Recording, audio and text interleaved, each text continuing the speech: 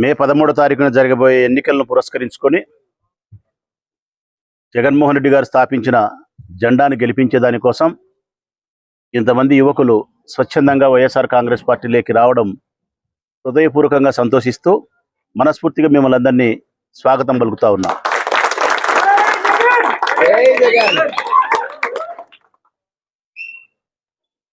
ఆదినారాయణ రెడ్డికి సంబంధించిన కుటుంబ సభ్యులు, వారి స్నేహితులు, బంధువులు, అనుచరులు వందల సంఖ్యలో, ముఖ్యంగా యువత ఈరోజు వైఎస్ఆర్ కాంగ్రెస్ పార్టీలోకి చేరడం శుభపరిణామం. ఈ ప్రాంతానికే కాకుండా పలు ప్రాంతాల్లో నివాసం ఉండే యువకులందరూ కలిసి ఆదినారాయణ రెడ్డితో జతగట్టి ఈరోజు వైఎస్ఆర్ కాంగ్రెస్ పార్టీలోకి రావడం అనేది సంతోషము, మరింత లాభదాయకము, బలోపేతము. ఈ కార్యక్రమం అంతా కూడా స్థానిక నాయకుడు శివారెడ్డి గారి నాయకత్వంలో, శివారెడ్డి గారి నేతృత్వంలో ఈ కార్యక్రమం అంతా జరుగుతూ ఉంది. వాస్తవానికి ఈ యొక్క సచివాలయ పరిధిలో శివారెడ్డి బలమైనటువంటి వైఎస్ఆర్ కాంగ్రెస్ పార్టీ నాయకుడు. వైఎస్ఆర్ కాంగ్రెస్ పార్టీకి కంచుకోటగా ఈ ప్రాంతం అంతా కూడా ఉంది శివారెడ్డి గారి నాయకత్వంలో. ఇంకా శివారెడ్డి ఆదినారాయణ రెడ్డిని, యువతను దగ్గరికి తీసుకొని మరింత పార్టీని బలోపేతం చేసినందుకు హృదయపూర్వకంగా శివారెడ్డిని అభినందిస్తూ ఉన్నా. ఆదినారాయణ రెడ్డికి స్వాగతం పలుకుతూ ఉన్నా. వారితో పాటు యువతనందరూ కూడా శుభాకాంక్షలు తెలియజేస్తూ ఈ 25 రోజుల పాటు మీ శక్తి వంచన లేకుండా అవిశ్రాంతంగా వైఎస్ఆర్ కాంగ్రెస్ పార్టీ జెండాను గెలిపించడానికి తీవ్రమైనటువంటి ప్రయత్నం, కృషిని చేయాలని చెప్పి జగనన్న పాలనలో పేద మధ్యతరగతి కుటుంబాలకు జరిగిన సంక్షేమ పథకాలను వివరిస్తూ, జగనన్న పాలనలో ప్రజలకు జరిగిన మంచిని వివరిస్తూ, ఒక అబద్ధం కూడా మనం చెప్పాల్సిన అవసరం లేదు. జగనన్న చేసిన మంచి పాలనను, మంచి సంక్షేమ పరిపాలనను మనం చెప్పగలిగితే చాలు.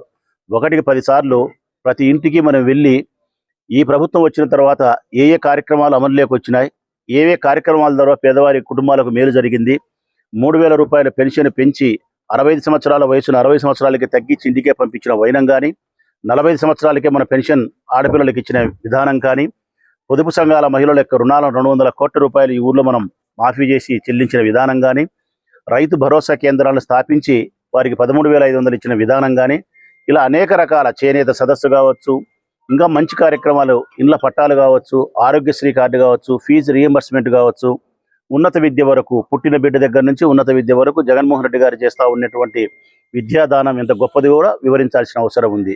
5 లక్షలు ఉండే ఆరోగ్యశ్రీ కార్డు 25 లక్షల రూపాయల వరకు పెంచి ఇచ్చి మన కుటుంబాలలో ఏ ఒక్క ఆత్మీయుడు కూడా మరణించకూడదు, అనారోగ్య పాలు కాకూడదు అని చెప్పి ఆయన తీసుకున్నటువంటి మంచి పాలనను ప్రజలకు మనం వివరించాల్సిన అవసరం ఉంది.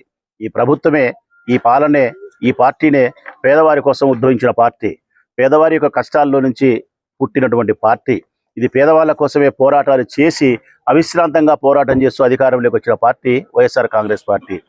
ఈ పార్టీ బలం పేదవారు, ఈ పార్టీ యొక్క పునాది పేదవారే. మనం చెప్పాల్సింది కూడా రేపు అదే పేదవారికి. ఇది మీ పార్టీ, ఇది మీ ప్రభుత్వం, మీ పాలన. ఓటు వేయాల్సింది, గెలిపించుకోవాల్సింది జగన్ కాదు, మిమ్మల్ని మీరు గెలిపించుకోవాల్సిన అవసరం ఉంది. ఈరోజు జగన్ గెలిస్తే జగన్ పాలన గెలిచినట్టు, పేదవారు గెలిచినట్టు. జగన్ ఓడితే పేదవారు ఓడినట్టు, జగన్ పాలన ఓడినట్టు. ఇక్కడ రాచమల్లు ప్రసాద్ రెడ్డి అభ్యర్థి కాదు, 175 నియోజకవర్గాల్లో 170 అభ్యర్థులు మేము కాదు పోటీ చేసింది. 175 నియోజకవర్గాల్లో పోటీ చేసింది జగన్మోహన్ రెడ్డి గారే. జగన్మోహన్ రెడ్డి గారి పాలనే పోటీ చేసింది. జగన్మోహన్ రెడ్డి గారి తరఫున పేదరికానికి అనుకూలమైనటువంటి వాతావరణమే పోటీ చేసింది.